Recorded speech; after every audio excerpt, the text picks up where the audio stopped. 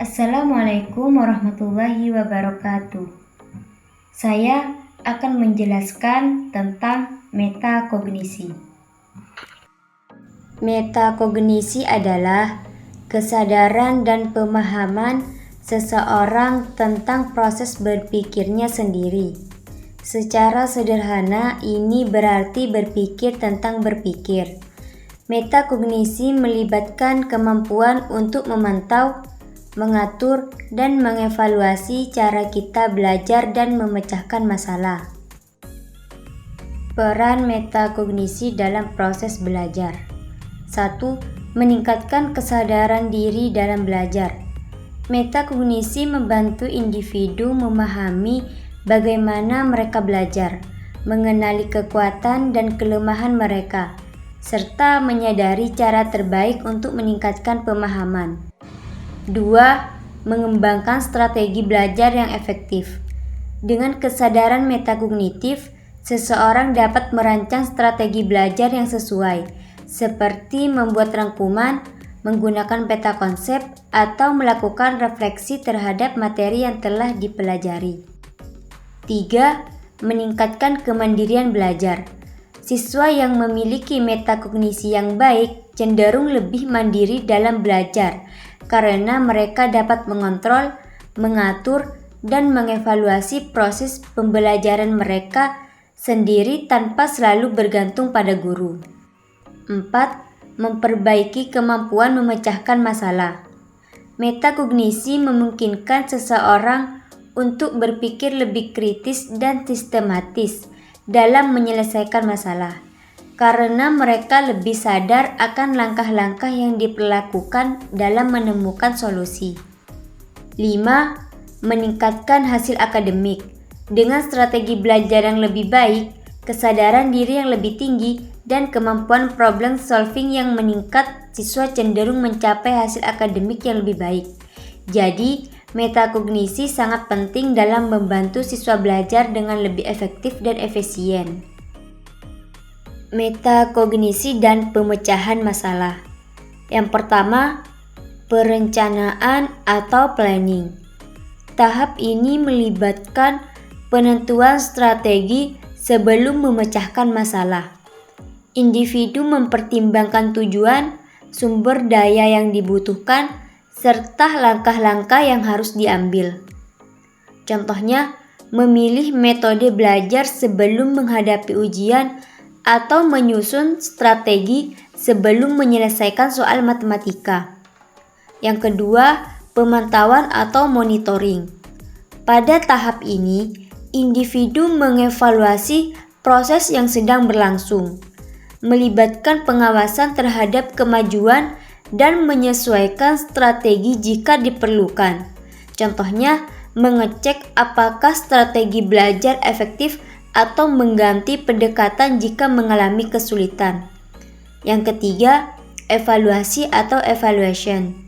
Setelah masalah diselesaikan, individu menilai keberhasilan strategi yang digunakan, menganalisis apakah solusi yang dipilih efektif dan bagaimana cara meningkatkannya di masa depan.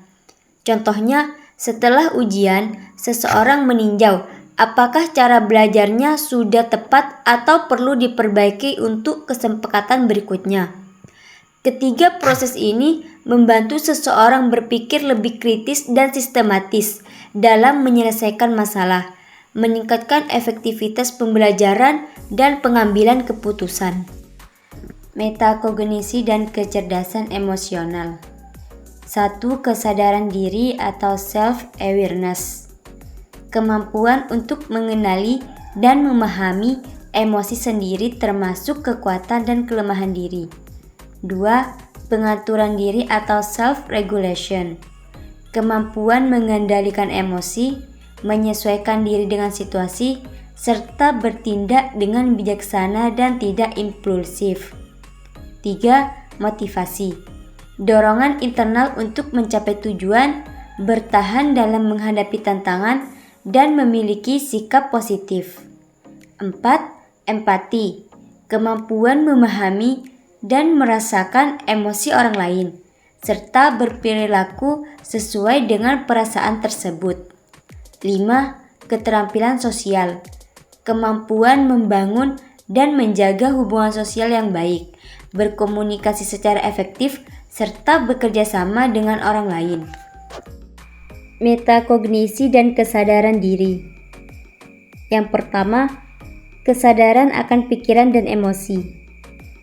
Kemampuan untuk mengenali dan memahami pikiran serta emosi yang sedang dirasakan. Menyadari bahwa sedang merasa cemas sebelum ujian dan memahami penyebabnya. 2. Pemantauan diri atau self-monitoring. Kemampuan untuk mengamati dan mengevaluasi tindakan serta respon diri sendiri dalam berbagai situasi. Memperhatikan bahwa kebiasaan menunda pekerjaan membuat tugas menumpuk, lalu mencari cara untuk mengatasinya. 3. Regulasi diri atau self-regulation. Kemampuan untuk mengontrol pikiran, emosi, dan tindakan agar sesuai dengan tujuan yang ingin dicapai. Saat marah, seseorang memilih untuk menarik nafas dalam-dalam sebelum berbicara agar tidak berkata sesuatu yang disesali. 4. Refleksi diri atau self-reflection. Kemampuan untuk meninjau kembali pengalaman masa lalu, belajar dari kesalahan, dan meningkatkan diri. Setelah presentasi, seseorang mengevaluasi kekurangan dalam penyampaiannya dan berusaha memperbaikinya di kesempatan berikutnya. Metakognisi dalam kesadaran diri membantu seseorang menjadi lebih bijaksana dalam mengambil keputusan, meningkatkan kontrol diri, dan mencapai perkembangan pribadi yang lebih baik. Metakognisi dalam konteks sosial. 1. Kesadaran diri sosial. Kemampuan untuk menyadari bagaimana perasaan, pemikiran, dan tindakan diri sendiri memengaruhi interaksi dengan orang lain. Seseorang menyadari bahwa nada bicaranya terdengar kasar dan segera mengubahnya agar lebih sopan. 2. Pemantauan pikiran orang lain. Kemampuan untuk memahami dan mengantisipasi apa yang dipikirkan atau dirasakan orang lain berdasarkan ekspresi wajah, bahasa tubuh, dan kata-kata mereka. Menyadari bahwa seorang teman terlihat sedih meskipun dia tidak mengatakannya secara langsung. 3. Pengaturan perilaku sosial. Kemampuan untuk menyesuaikan tindakan dan ucapan agar sesuai dengan situasi sosial tertentu. Bersikap formal dalam pertemuan bisnis, tetapi lebih santai saat berbincang dengan teman dekat. 4.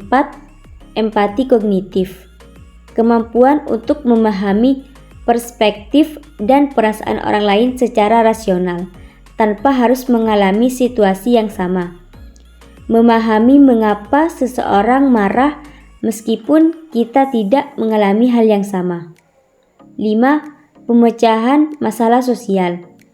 Kemampuan untuk menganalisis situasi sosial yang kompleks dan menemukan solusi yang tepat untuk menghindari atau menyelesaikan konflik. Menengahi perselisihan antara dua teman dengan mencari solusi yang adil bagi keduanya. Metakognisi dalam konteks sosial membantu seseorang menjadi lebih sadar, bijak, dan efektif dalam berinteraksi dengan orang lain, sehingga menciptakan hubungan yang lebih harmonis. Sekian dari saya. Wassalamualaikum warahmatullahi wabarakatuh.